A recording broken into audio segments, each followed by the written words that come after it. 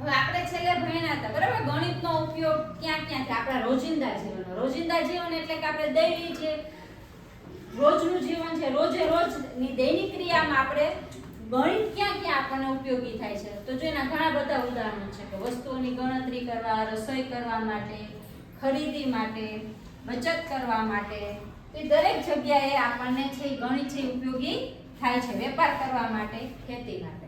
તો તમારે દરેક વિદ્યાર્થીએ એક એક ઉપયોગ છે ઉદાહરણ સાથે સમજાવવાનું છે. ચાલો, વસ્તુઓની ગણતરી કરવા માટે જીયાબેન આવી છો કે કેવી રીતે આપણને વસ્તુઓની ગણતરી કરવામાં ગણિત ઉપયોગી છે એ આપણને જીયાબેન સમજાવશે ઉદાહરણ સાથે.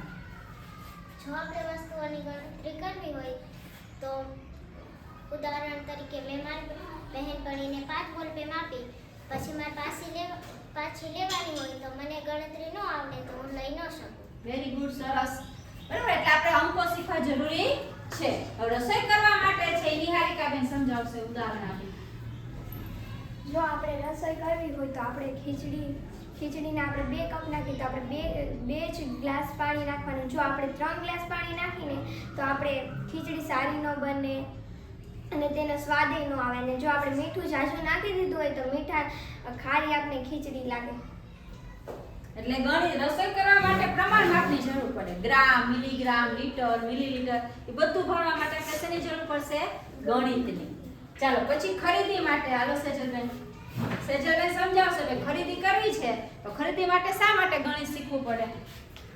જો આપણે ખરીદી કરવી હોય તો જેમ કે મેં કપડાં ખરીદ્યા છે અને મારે દુકાનદારને 500 રૂપિયા દેવાના હોય અને મને ગણતરી કરતા ન આવડતી હોય અને મેં એને 600 રૂપિયા આપી દીધા અને પછી દુકાનદારે મને પાછા 100 રૂપિયા ન આપ્યા તો એને મને ચૂનો લગાવ્યો અને મને મારા પાછા પૈસા ન મળે. એટલે ખરીદી માટે પણ આપણને ખબર હોવી જોઈએ. એમાં આપણને સંખ્યા જ્ઞાન, બરાબર, પૈસાનું જ્ઞાન એ બધી આપણને આવડત હોવી જોઈએ. ચાલો, નેક્સ્ટ બચત કરવા માટે જેનિસાબેન આવો. બચત કરવા માટે ક્યાં ગણિત ઉપયોગી? જો બચત કરવા માટે એટલા માટે કે આપણા મમ્મીએ આપણે 200 રૂપિયા આપ્યા હોય તો આપણે ક્યાંક પ્રવાસમાં ક્યાંક જઈએ તો આપણે 200 રૂપિયાનો જ ઉપયોગ કરીએ. જો આપણે 300 રૂપિયાનો ઉપયોગ કરીએ તો આપણે બીજા પાસે 100 રૂપિયા લેવા પડે. એટલે બચત કરવા માટે જેટલા પૈસા છે એટલી જ વસ્તુનો આપણે ખરીદી કરશું. પછી વેપાર કરવા માટે, ચાલો બેટા, વેપાર કરવા માટે કેમ ગણિત જરૂરી છે? આપણે વેપાર કરવો હોય તો કોઈ ગ્રાહક આવી અને આપણે પાસેથી 500 રૂપિયાનો લીધો હોય ને મારે એ મને 600 રૂપિયા આપ્યા હોય તો મારે એને 100 રૂપિયા દેવા પડે અને મારે 600 રૂપિયાનો વેપાર થયો હોય અને એ મને 500 રૂપિયા આવ્યા તો એ મને ચૂનો લગાવ્યો કેવો હોય. પછી એક જ મિનિટ, વેપાર કરવો છે, તમે વેપાર કરવા જાવ છો ને તો તમારે વસ્તુઓની ખરીદી કરવી હોય તો તમે શું કરો? એક જ વસ્તુ જાજી લ્યો કે બધી જેમ વેચાતી હોય એ રીતે લ્યો? જેમ વેચાતી હોય એમ.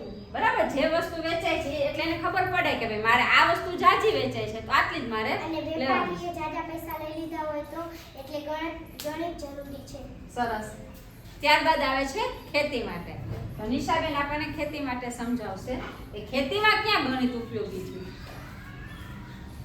ખેતી માટે આપણે ખાતર લેવા ગયા હોય તો ઝાઝું ખાતર નાખી દે ખેતીમાં તો આપણે જે વાવ્યું હોય એ